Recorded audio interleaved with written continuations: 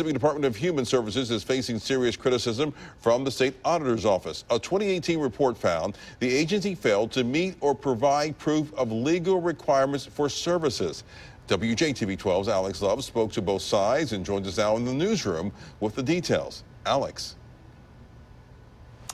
Yes, Byron, it ranges from not monitoring health and safety standards at child care centers to making what the auditor study called unallowable payments to daycares and people on food and housing assistance programs who may not have been eligible in the first place.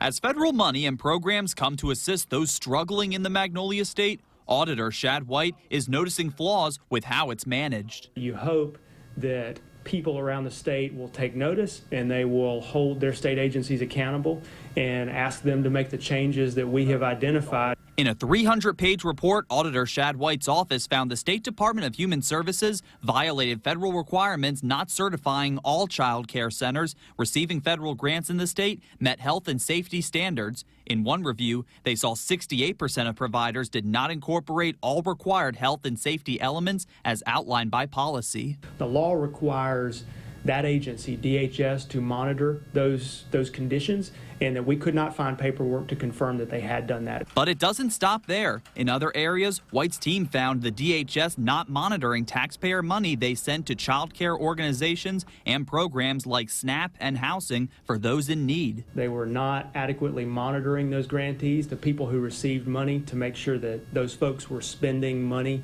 in the right way. They did not make sure the students who were being counted for child care subsidies were all being counted accurately. And those helped by the Child Care Development Fund and food assistance programs like SNAP were not all insured to be eligible for those programs, a problem brought up in every audit for the last 4 years. If changes don't get made, this could jeopardize some of our federal money. It really just depends on what the federal government wants to do. You're running the risk of them coming down and saying, look, we're not going to tolerate our money being spent this way. In response, the Department of Human Services pointed out to us in the report they do agree taking notice with the auditor's office in all areas and are creating corrective action plans with the Department of Health and retraining all employees to monitor programs closely.